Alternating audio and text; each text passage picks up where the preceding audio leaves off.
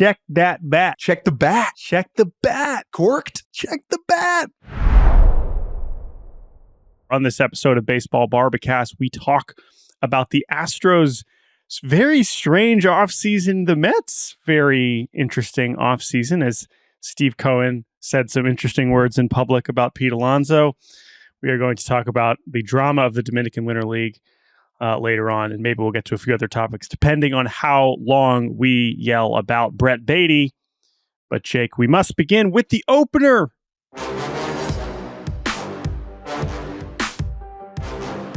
And that is the Houston Astros.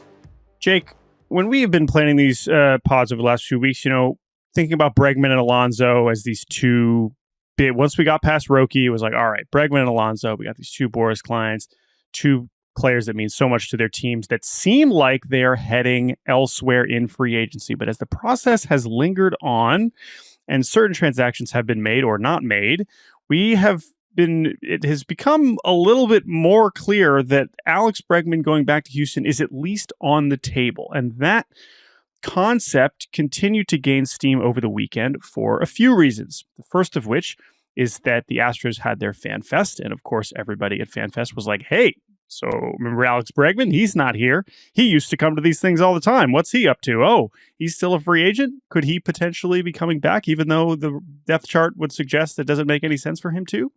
And Jose Altuve, who has been vocal for a long time now about his desire to have Alex Bregman back, confirmed reports, whispers that he would indeed be willing to move to left field to accommodate the return of Alex Bregman. Let's start there before we get to the Ryan Presley trade element of this, because this headline, I think, is what grabbed most people's attention.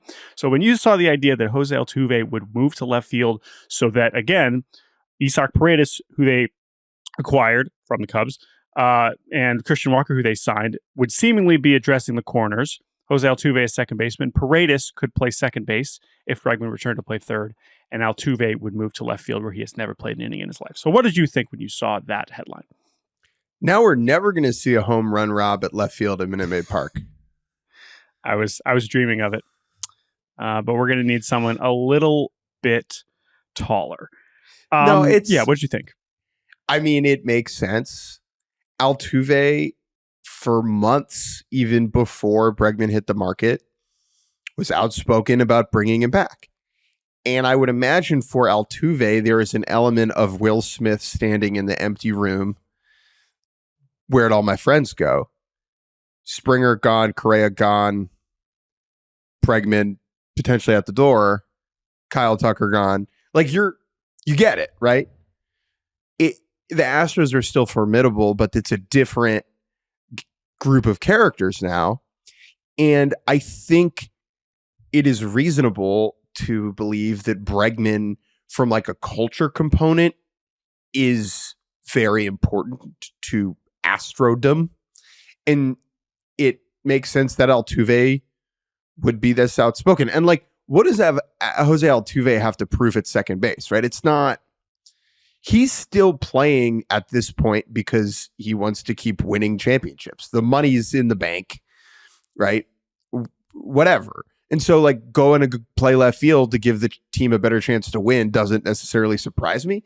What surprises me, right, is the image of him in the outfield, if it does happen, will be really startling because he's got to be the active leader for innings played at second base right now. Yeah. Well, that's one element of it. And I think, right. So let's talk about why it does make sense. You just hit on the first obvious reason, which is that Jose Altuve loves Alex Bregman and he wants to keep winning. And he, as far as he's concerned, Alex Bregman can continue to help him to win. They're better. The team's better if their team's happens. Better. Right.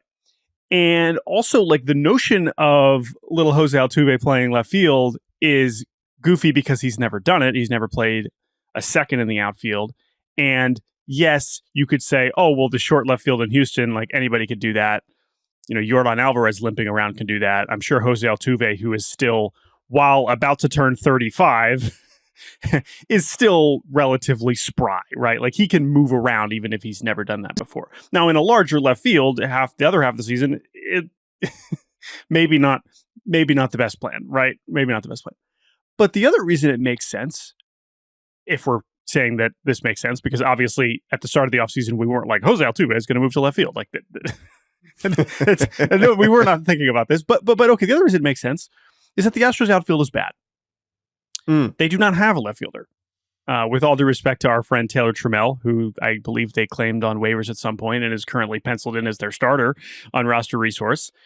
They obviously traded Kyle Tucker, which means Chas McCormick is in one of these corners. McCormick coming off a terrible season. Jake Myers in center field, a great defender. They still have Mauricio Dubon. This is a bad outfield group. And so you can look at it. I can understand looking at it being like, listen, Jose Altuve just figuring it out in left actually makes us better, especially if it means Alex Bregman is coming back. And it is also funny because the other thing that they're saying is, well, we're not going to ask Isaac Paredes to play the outfield. Like, clearly they do not view him as a candidate to move to a corner outfield spot more than Altuve, even though he's much younger, but he's also much thicker and has more experience recently playing second base. So you can imagine the moving the pieces around there. And by the way, they still have Jordan too, who could play the outfield, although Joe Espada has been very vocal saying he does not want Jordan playing as much outfield as he has in recent past. So those are all the reasons it makes sense, right? So let's that I think we've covered, because the part of it, because Altuve has been so vocal, and because to your point, like, he just wants to win, and he's an awesome teammate, and clearly is just like, yeah, I'll do it, in the same way that Mookie's like, yeah, sure, whatever. You need me to play shortstop, like, whatever. I'm bored doing this right field thing anyway, so sure. Maybe Altuve is like, yeah, that sounds fun. Let's give it a try. Like, whatever. I'm 35, as you mentioned. I have nothing to prove. I might as well give it a chance to keep this lineup together, because yeah, as goofy as the defensive alignment would look, if you do plug Alex Bregman back into this lineup with the additions that they've made, all right. You don't have Kyle Tucker anymore, but you still are looking like a hell of a right-handed group here that would be a pain to deal with. And when you compare it to the rest of the AL West, they still look pretty good. So weird though to think about. Yeah. No, obviously Altuve running around out there. Yeah. So, but now let's talk about why it doesn't make sense, and let's bring the money component in, and let's bring in the other moves that they made. So let's review their offseason to this point, right? And I think before the very okay, quickly, sure. So. Yeah. Understanding the Astros offseason, you really obviously need to go back a handful of years where they make really two disastrous financial decisions. And those are free agent contracts for first baseman Jose Abreu, who they are still paying, and relief pitcher Rafael Montero, who I believe they still employ. Yeah. But he's still in the organization. Firmly. More on him later. More on him later. And so that duo, that combo of moves just clogged up a whole lot of payroll, and both those moves were just straight up made by the owner, Jim Crane, in the wake of their 2022 World Series title, when they did not have a GM because they fired their GM because he was fighting with their owner after winning the World Series. Yeah, and so that's how we got here, right? And so then you're in a position where the most successful baseball team of the last 10 years doesn't have the payroll flexibility to keep around good players. They trade Kyle Tucker.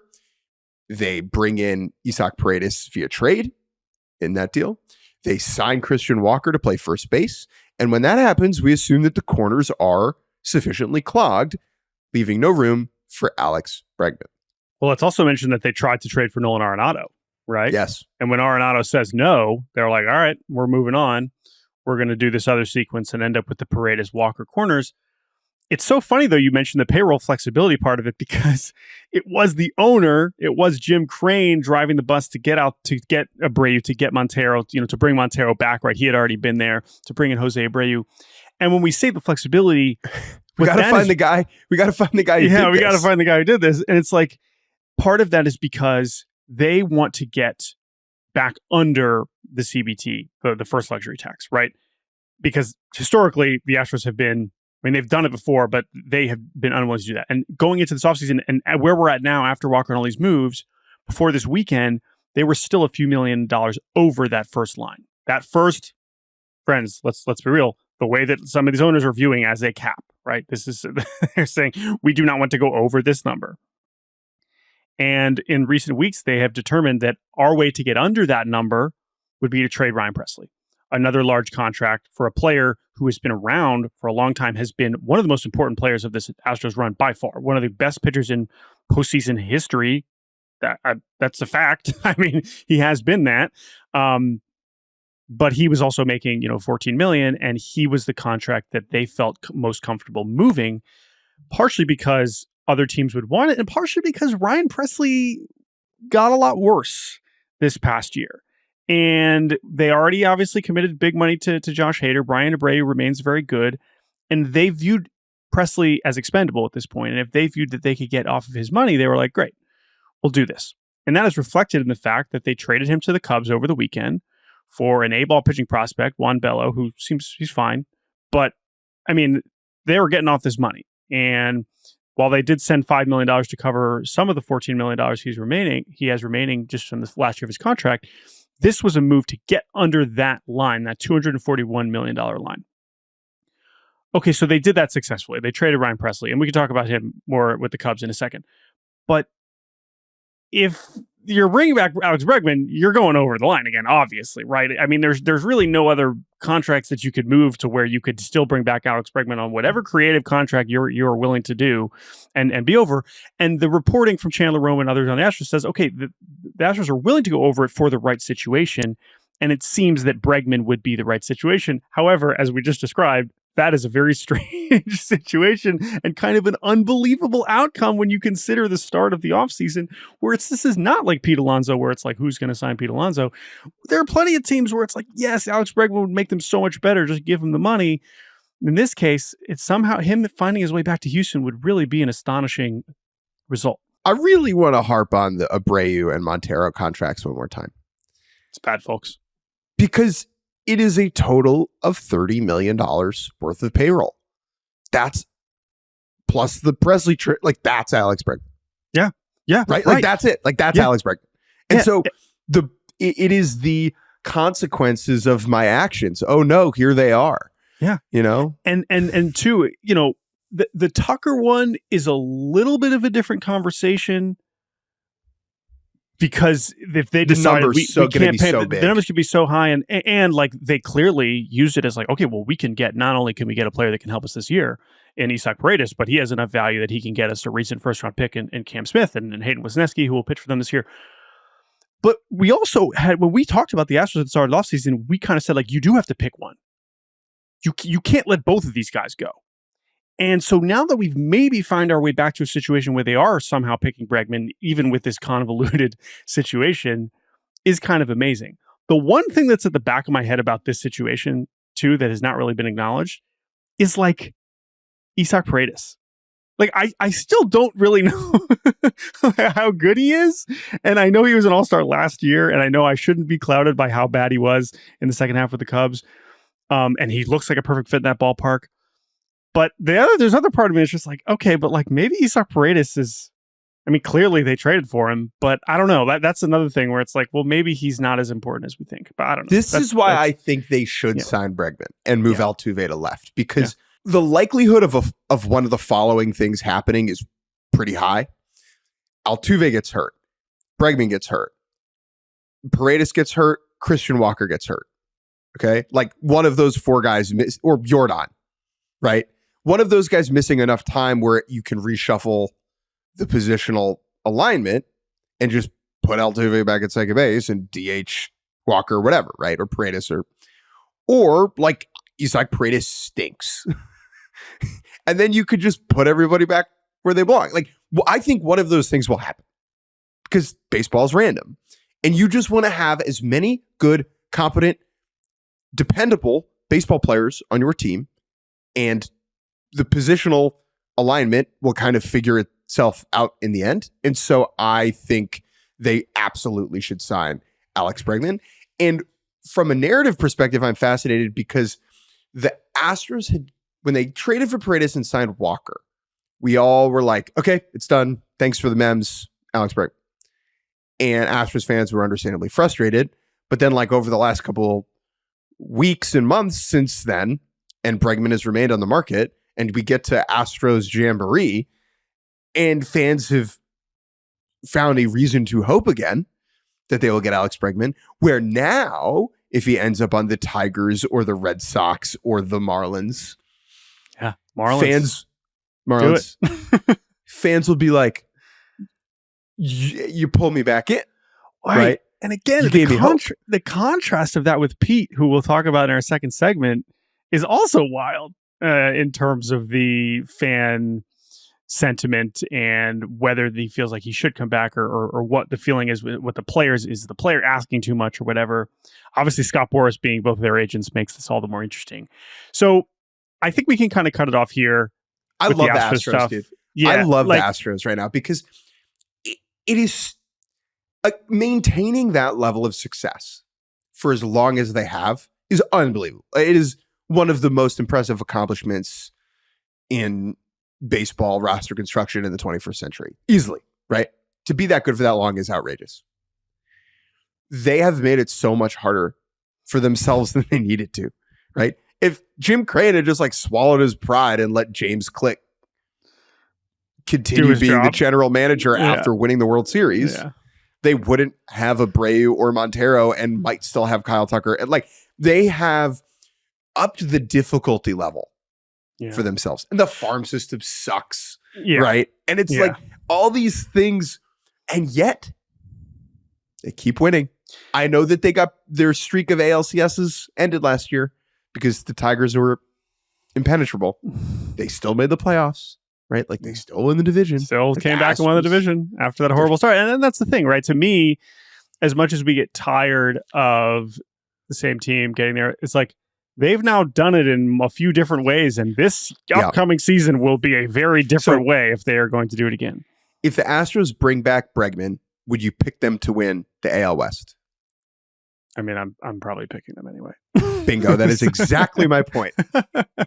So you know that. I mean, I'm picking Houston anyway. But but like I said, it is a very strange roster composition, but that's fine. Now that Presley, last note on this before we take a break. So Presley's gone now, and we'll finish with him on the Cubs in a second. The Astros bullpen, we talked after they got Hader. It was like, oh my gosh, Hader or Brady, Presley doesn't get better than this. And then there was a lot of bullpens better than that. It was not working out super well. Eventually it settled in. It was like, okay, this is pretty good.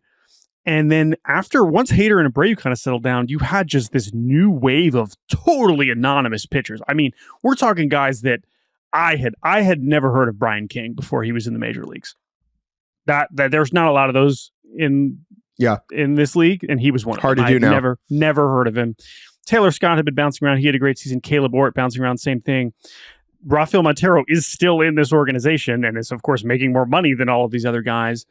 What I'm most curious about this Astros bullpen is if any of these starting pitchers who are coming back or starting pitchers that have recently come up, if any of those settle back into a relief role, whether that is a Wesneski, whether that is, Lance McCullers. Remember him? He hasn't pitched in 2 years. Like, does he, kind of transition into sort of a reliever role? Forrest Whitley, right? The top prospect 27 years ago. He's still bouncing around, made his debut finally last year. So how this Astros bullpen kind of comes together will be interesting, but Hader and Abreu is still about as good as you're going to want. And so obviously getting rid of Presley is not that hard for them, which brings us to our final note about this, which is just Ryan Pressly. Amazing career, as I mentioned, unbelievable postseason track record, but he kind of checks all the boxes of like, well, this is going in the wrong direction. Velo's going down. Strikeouts are going down. Like OPS against is going up. Like everything you would see in a reliever. Normally, relievers fluctuate in very wild ways. Presley's been rock solid, and now he's just getting worse. So the Cubs are clearly bringing him in to be the closer. Part of why he reportedly wanted to accept this deal was because he remember when they brought in Hader, it was like, you're going to take this job away from Ryan Pressly. Like he wants to be the closer. The Cubs could use a closer, so he'll be that. How much of an upgrade is he really? I know they didn't really pay a huge cost for him, but remember, they were going after Tanner Scott. And so this is a cheaper, but in some ways riskier alternative. I could also see Pressly being awesome because he's been good enough to where I wouldn't be shocked if he, has a 3 ERA again. But there are signs here where he's just getting a lot worse. So I think he makes the Cubs bullpen better, but I'm curious if he ends up back in the 7th or 8th inning anyway at some point. He's a 36-year-old reliever. Yeah, there's a few of those still out there that they could have signed, and I guess they decided to trade for Ryan Pressly. I shouldn't hate though, Jordan, because one day I too will become a 36-year-old reliever. All right, let's take a break.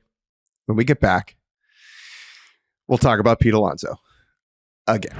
Introducing Daily Draw, the latest free-to-play game from Yahoo Sports. Daily Draw gives you a pack of 6 prediction cards every day based on the day's biggest sporting event. Download or update the Yahoo Sports app on the Apple App Store or Google Play and join the action with Daily Draw today. Welcome back to Baseball Barbacast. Jake Mintz, Jordan Shusterman. I have an admission. We're talking about Pete Alonso. I watched both of the football games yesterday because I am a cultured man. Can you believe who won the second game? I can believe. On the way to the game, I'm in Florida right now with some buddies who follow football. They asked me to name as many players as I could participating in the AFC and NFC championship games. Mm-hmm. And I got to 18 total, which I was impressed by. Can I say something? Because this is our podcast, and it's like, all right, I'm just going to be, while you're leading me down this road. I was watching Bills Chiefs, and they kept talking about this player named Christian Benford, who I believe was like injured. And I was like, oh, like Christian Benford, the minor league pitcher for the Royals that nobody has ever heard of except my friend Jake Mintz. Yeah. Like, I would be shocked if there are people listening to this podcast who know who Christian Benford is. He was from Mechanicsburg, wasn't he? Mercersburg Academy in Pennsylvania. Why are we bringing this up? But again, I was watching. I was like, oh, like Christian Benford. And Jordan, for me, do we need a salary cap in football? Another one? How are people not mad about having the same teams win all the time? No, they are. But my takeaway is, let's get rid of the salary cap so that Patrick Mahomes can keep winning. I don't know. Anyway, all right, no more football talk. You can look up Christian Benford's baseball reference page and be like, why do you guys know who this person is? In fact, there you go. That's a challenge for you listeners. Yeah. Try and figure out why we know who Christian Benford is. Like, what would be the connection there? If you can figure that out, that would be awesome. Email us, baseballbarbacast@gmail.com. Apologies to all Bills fans out there, particularly my favorite Bills fan, Jesse Winker. Oh, my dude. All right. Well, we'll talk about Jesse Winker here in a second as we transition to the New York Mets. And now it is time for a new segment called Kind of a Big Deal.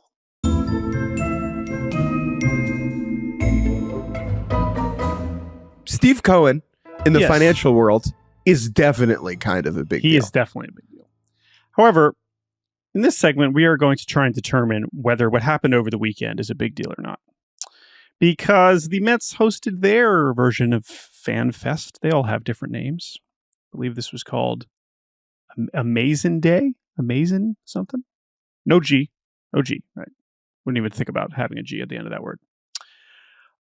And Mets fans were feeling good. Signed Juan Soto. Juan Soto was not there. Unfortunately, his flight was canceled from the Dominican Republic.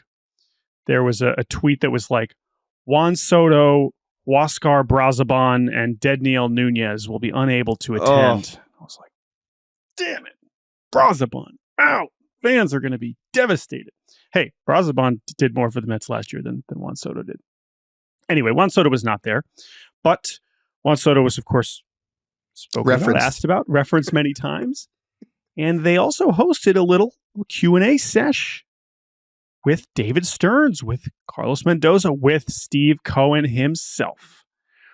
And as part of this session, at the beginning and throughout, there were chants from the fans. We want Pete. We want Pete. We want Pete. And, they kind of awkwardly laughed. There's kind of been versions of this before. Although this is interesting. I don't know if this exact same thing happened at the Astros. I don't know if Dana Brown did. I'm pretty sure Jim Crane did do a Q&A. But anyway, the point is the Mets, they're like, all right, we're out there. We know Steve Cohen has no problem getting in front of cameras and talking to the fans, which again, that's part of why I think people appreciate and respect him. However, Steve Cohen, in response to this, just to kind of acknowledge it in an extreme, display of honesty and transparency in something that normally we don't see. Because what do you normally hear when you ask people who are in charge of baseball teams about free agent negotiations? I can't talk about that. David Stearns has been saying all winter, we like Pete. We've always said we like Pete. We're going to keep doing it. We're going to explore all these options, blah, blah, blah, blah, blah, blah. Steve Cohen's like, I'm not going to do that because I'm Steve Cohen. I'm in charge. So I'm going to tell you exactly what is happening, which basically he said, I don't like this. I don't like the negotiations. This is worse than Juan Soto, he said half jokingly. Seriously? I don't know.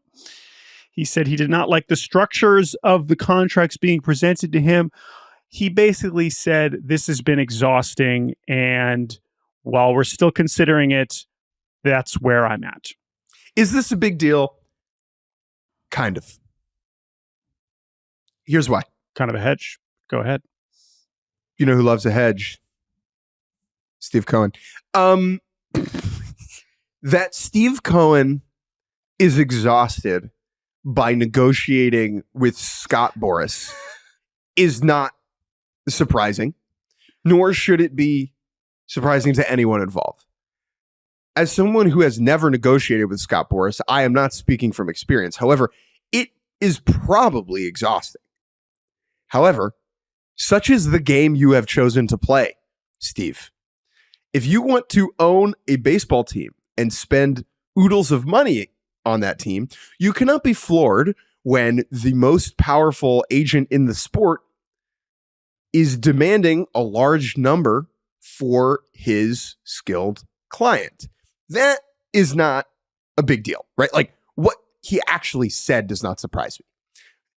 That he said it at all might be a big deal. Because Ken Rosenthal wrote about this morning at The Athletic, like, it could turn into a grievance because you're sharing information that could alter the value of the free agent and impact the negotiations itself. That is a big no-no. It is called, I think, Attachment 49, and thou shalt not chat about Pete Alonso at Amazin Day.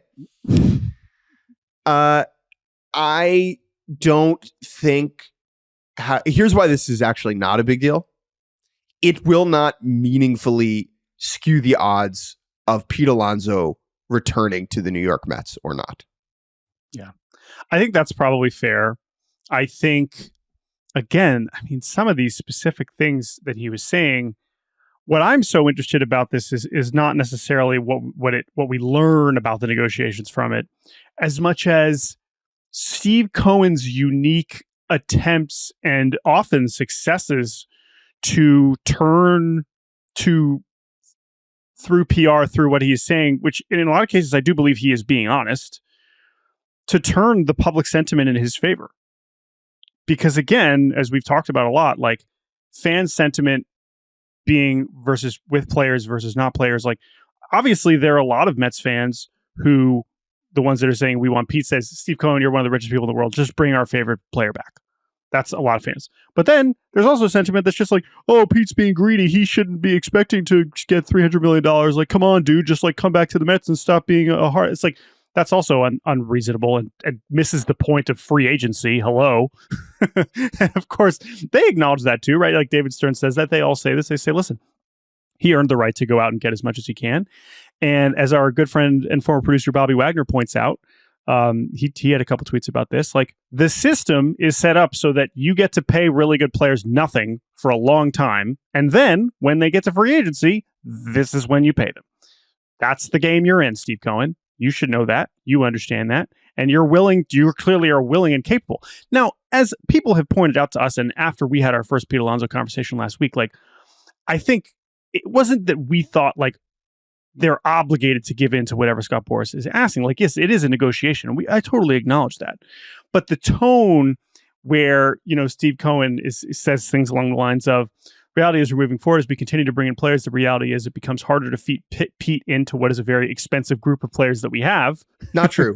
Not true. It's like, no, because this brings me back to the other part about this when we're talking about the depth chart. When you talk about the Bregman situation, it's like, well, yeah, you can realistically look at it and say, where does Bregman fit? With Pete, I still don't really understand what the plan is at first and or third base. Okay, you move Vientos there and you're rolling with Brett Beatty. David Stern says you got to trust, you got to play these younger players. I mean, you can do that. And if we zoom out and we look at how much better did the Mets get this offseason, you can still say they got better even if they lose Pete. But it's just not as obvious. You didn't go out and actually do something about it, And so until that happens, it makes me think like, all right, well, I'm sorry, Steve Cohen. I don't want to hear you complaining that you have an expensive group of players that you need to feed Pete Alonso into. Like, that does not ring. That doesn't mean anything to me. And it goes back to the same thing. Like, I struggle to analyze anything related to where the ceiling is or what is too expensive for Steve Cohen, because he's just blasted past that in a ways that we haven't seen any other owner do. But then that raises an interesting question. And I'm not trying to defend Cohen here. Why this? Why has Cohen decided to choose this battle to draw a line in the sand? He was willing to dramatically overpay Frankie Montas. Right? What did they give him? $236? Yeah. There's other versions of it. Right. Like he will pay a pretty dollar for things that he thinks are worth it, for things that David Stern says are worth it. Right? And for whatever reason, Alonso so far has not met that threshold. Now, I raised this idea to you, I think, by text. Is this just Cohen drawing a line in the sand and saying, I will invest great sums of money in my team, but I will not be taken advantage of. I am not a piggy bank. Do not try and swindle me. I'm a business boy. I know what I'm doing. Maybe. But he's going to have to continue to negotiate with Scott Boras. He's already signed 2 deals, 3 deals with Boras this winter. Yeah. With Minaya and Soto, and Montas. Yeah, like it's not as if he hasn't had to talk to Scott on the phone. Right. So there's clearly some sort of meaningful, productive working arrangement. So something has to be going on here that is to me. Because it's not like Steve Cohen just rolled out of bed and was like, I'm going to be a hard ass about the Pete Alonso one. Yeah. So that fascinates me. I think he's being honest. I think what it is, very bluntly, is Pete Alonso is the kind of player. Now, we defended his merits as a player that you should want on your team last week, and I could do it again now. But it's more about that Scott Boras is like, this is one of the best first baseman free agents we've ever seen, and he deserves a 5-6 year deal of a lot of money. And they have no interest in a deal of that length. I still go back to the same thing where it's just like, wow, the fact that they turned down an extension that they did, the fact that the Mets were willing to give him that extension at the time when Steve Cohen was in charge, David Stearns was in charge, like that, what changed then? To me, that tells me that they viewed his 2024 as like a meaningful step back and like a trend in a direction that they think, oh, he's getting so much worse. I personally don't agree with that. Like, I understand that he struck out more and it was technically his worst season of his career, but that's still a player that I would want to have on my team. But the deal, there's a gap. There's a difference. This is June of 2023. Yep. 7 years, $158 million. And now the Mets' best offer was like $370. 70. So that tells me that they think he's gotten a lot worse since then. And I think I disagree with that, but no one knows better than the Mets about no organization has more information about how good Pete Alonso will continue to be than the New York Mets. 100%. So all that is to say, I continue to be intrigued by this Mets offseason, because again, when we were talking about Pete and whether they should, like, there were a lot of first basemen out there that they could have done, or third basemen out there they could have done, and I guess they still sort of are out there. But I'm just really intrigued as you look at this Mets offseason in totality. If you're swapping in Juan Soto for Pete Alonso, that's an upgrade, right? And you look, okay, Jose Siri for Harrison Bader is kind of similar thing.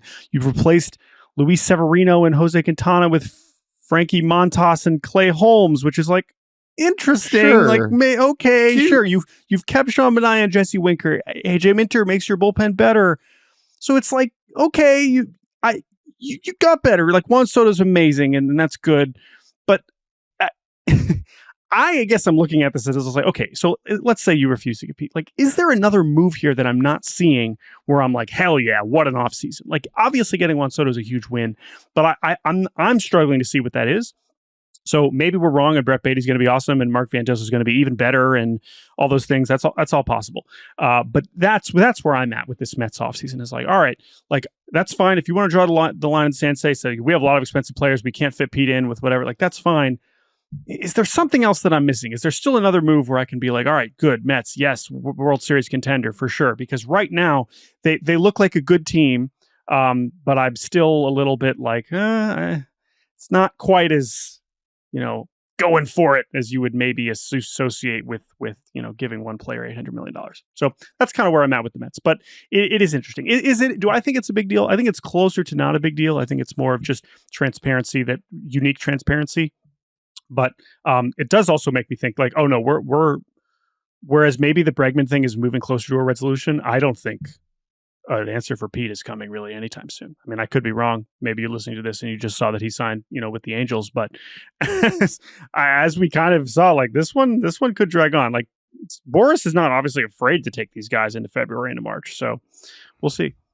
Pitchers and catchers will report with Pete Alonso as a free agent. You heard it here first. Let's take a quick break. And when we get back, we will uncork a bat. Maybe. Welcome back to the end of Baseball Barbacast. The Dominican Winter League, one of our favorite baseball things, is doing its World Series right now. It's called the Finals. It is 7 games. Used to be 9. I think it was actually supposed to be 9 again, but they need to wrap it up so that the winner can go to the Caribbean Series. So amazing. Anyway, best of 7. Last night. Yes. Game 6 between Licey. They wear blue. You've seen videos. Tigres del Licey. The Tigers. Against Leones del Escogido. The Lions. Yes. Okay. They wear red and black. Game 6. Escogido needs a win and they win the whole thing.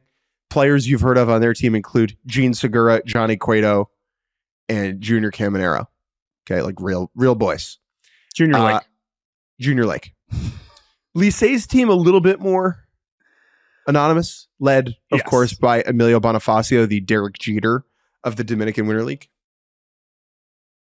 Cesar Valdez, pitching for them. Wander Suero. Yes. Wander Suero. My guy, Wander Suero. Licey, the most successful franchise in the league's history. They have won each of the last 2 LIDOM titles. So they're going they're going for the three-peat. And the three-peat has happened in LIDOM before, but not in like 20 years. So they're going for the three-peat, but they're down 3-2 in this series. And not only are they down 3-2 in the series, they are down to their final out in the bottom of the 9th. Sorry, down to top of the 9th with Rafael Montero. We told you he'd be back on this podcast on the mound for Escogido, trying to close it out for a win. What else is important about Escogido? They're managed by Albert Pujols, folks. Albert Pujols is managing. This is the first time he's being a manager, obviously. Duh. Yadier Molina was also managing in this league. This was not the first time he had managed, but he was managing Águilas. They did not make it to the finals. But the point is, I talked about this team earlier on this podcast because they had gotten off to an amazing start. Pujols' first season was amazing. They were like 10-2. They were dominating, and then they lost just like 17 of 20, and they almost missed the playoffs. But they managed to get in. They get into the championship series, and now they are one strike away or 1 out away? 1 out. 1 out away from winning it all. Winning the whole thing. Winning it all. They would have been their first championship for Escogido in 10 years. And then what happened? Nope. Gustavo Nunez, who has spent a lot of time in the minor leagues, but I don't think ever made the big leagues. Never made it. He spent, I think, over 900 games in the minors. Never made it. He was with the Tigers mostly. Hasn't been an affiliated ball since 2017. He's 36 years old. He affiliates a baseball over the right field fence to tie the game, barely. 4-4, pandemonium, chaos, bedlam, mayhem, whatever you want to say. We're going to extras, probably. Okay, we're going to the bottom of the 9th, tied at least. And then, a weird stoppage of play. There is a discussion behind home plate with the umpires and Albert Pujols. And you're like, what's going on here? Jordan, what was going on there? Albert Pujols was saying, check that bat. Check the bat. Check the bat. Check corked the bat. They run, the umpire sprints off the field with the bat. Sprints. And at this point, faster than Albert Pujols has run in the last 10 years. The bat disappears. Gone. The game resumes. The game goes into extra innings. Goes on forever. Lisey wins in extras in 13 innings. They ultimately win. They force a game 7. And then it's like, what happened to that bat? What happened to that bat? As of the recording time, which is 9:30 a.m. Eastern, we still don't really know what happened with the bat. They are apparently checking 10:30 Santo Domingo time. 10:30 Santo Domingo time. They're apparently going to check the bat on Monday morning before Game 7, and I guess determine whether there was messy stuff. Now, Gustavo Nunez, after the game, was like, yeah, check it. He's like, hey, Albert, send me more bats. You took my bat. So I'm assuming that this will be like, all right, yeah, we're fine. We're playing Game 7. But this is, I guess, could be kind of messy. Now, either way. There's a history of corked bat malfeasance down there. For sure. It's happened. But obviously, not the best look for Albert. Love the guy. Why? Right? Disagree. Totally you're disagree. just saying check no matter what. Who cares? Yeah. If you've got any suspicion that thing's got a right. cork Gustavo in it. Nunez not known. I guess you probably haven't heard me say not known for his power, right? This isn't like a, Aristides Aquino also on this team. I said if Aquino homers, are you checking his bat? No. Probably you're probably not as quick. You're probably not getting out there as hastily. Anyway, point is, let's assume bat's fine. Drama aside, that is very entertaining. Game 7, Monday night. You can watch on MLB TV. Johnny Cueto wearing number 100, jersey number 100. He's been wearing this year against Rodimus Liz. If you don't remember Rodimus Liz, former Oriole, made it back with the Pirates. He's 41 years old. I believe he is slated to start for Lisey. Rematch of Game 3. Rematch of Game 3. And I feel so lucky because I missed some of these games, some of the good games earlier in the series when I was on vacation, and last night made up for it. Oh my gosh. This was just, and by the way, the other really cool thing about the series, last thing on this, is they share a home stadium. So in Santo Domingo, the main stadium there, both of these teams are their home park. So there's no travel. They've obviously alternated as the home team, and I guess Lisey will be the home team tonight in Game 7. But it's just the fans are obviously the park is split. That's the best thing. It's just perfectly split. Yeah, it's a neutral. It's like a neutral site. It's perfectly split. And again, I mean, I was readying up my oh my god, Albert Pujols won the LIDOM title tweets, and now.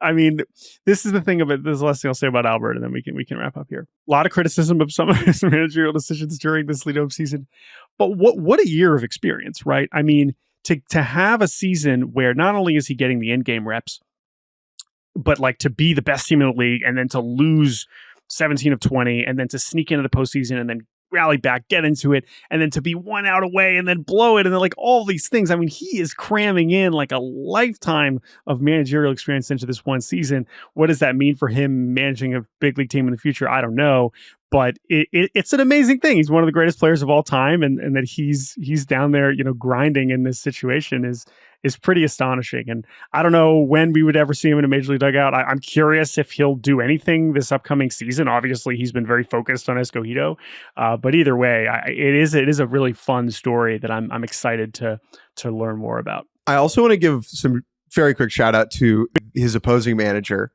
Yes, the manager of Lisey, Gilbert Gomez, friend of the show. What a contrast! Who I don't believe even played minor league baseball. No, he did. He was an outfielder, and I don't think he didn't even get to. He got to Double A. He played Double A with the Mets, but obviously it's a very big contrast. He's 32, I believe. Yeah, he's 32. Yep, was the manager of the Brooklyn Cyclones in the Mets org this past season, right? He's just like in Brooklyn managing a team in High A against like the freaking Aberdeen Ironbirds. Okay. And then he's going toe to toe in Game 7 with Albert Pujols. Like he was the manager last year when they won the whole thing. Like he's been there, but it's just an unbelievable contrast to see like the future Hall of Famer and Gilbert Gomez exchanging line of cards. But also like Gilbert Gomez, who's like considered this like rising star of a manager, who's already accomplished more than Alfred ever has as a manager. But the contrast is amazing. So anyway, tune in tonight. That's our LIDOM. Yes, if you have MLB TV, I mean, it's worth it to even just buy the package just to watch this. And apparently the Caribbean series is going to be on MLB Network. Great. So the champions of all the winter leagues will play. I believe it's in Mexico this year. So that'll be happening. And I guess that's honestly probably already starting like later this week. So more baseball keeps us warm all the way through when spring training begins.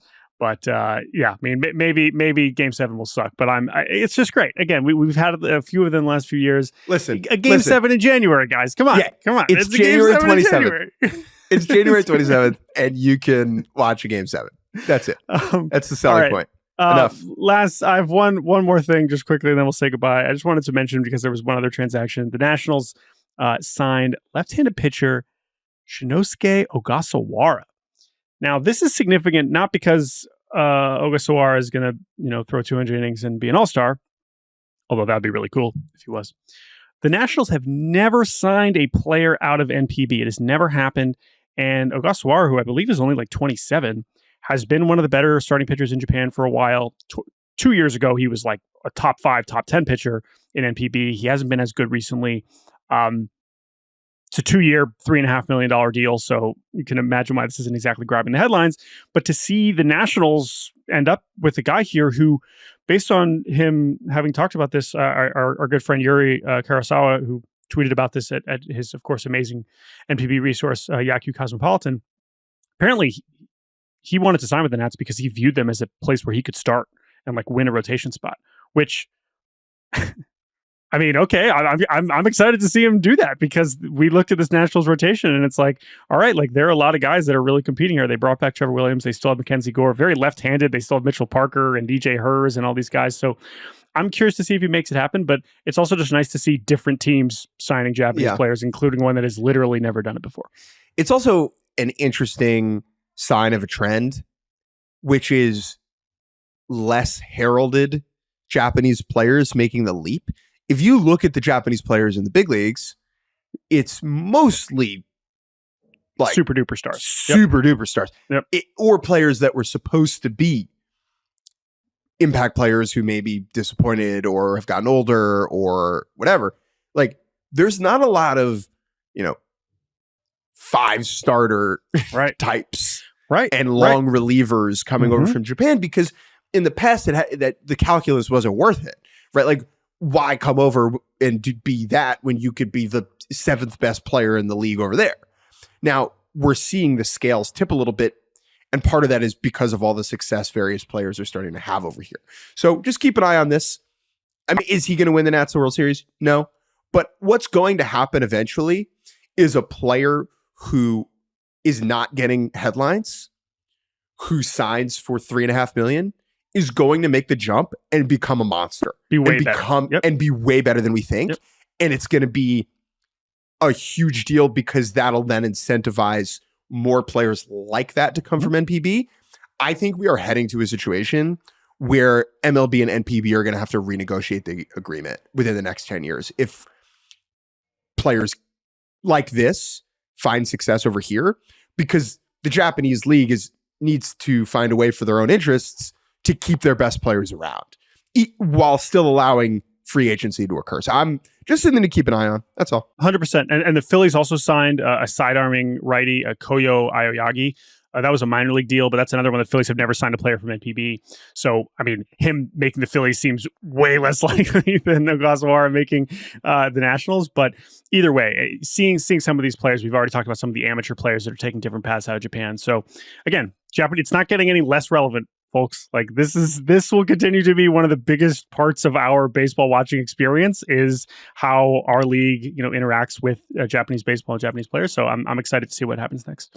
I don't think that Japanese players are getting meaningfully better compared to American players. I think the skill has been there for a long time. Mm-hmm. It is merely the cultural attitude over there about coming to MLB has shifted. Yeah. Right. The 8th best player in the NPB in 2004 could have probably have made the leap and been a contributor. Right. It's they weren't thinking acceptable. about it. There was no path. There have been a lot of players, right? The Yuki Yanagitas and like super duper stars who are now in their mid 30s that just never considered coming over. And so there's just going to be fewer of those. But anyway, so keep an eye on that. Congrats to the Nats on doing something you've never done before. So that is cool. That's it. We're done. We did a baseball podcast. Thank you all for listening. I enjoyed this episode. Thank you to producer Andrew Hartz for making this show possible. Thank you, Jake Mintz. And you can email us at baseballbarbicast@gmail.com. We really appreciate all the emails. We're getting a lot of really good, helpful feedback. And also just, it's nice to hear from you folks. So thank you all for listening. And we will talk to you all later this week.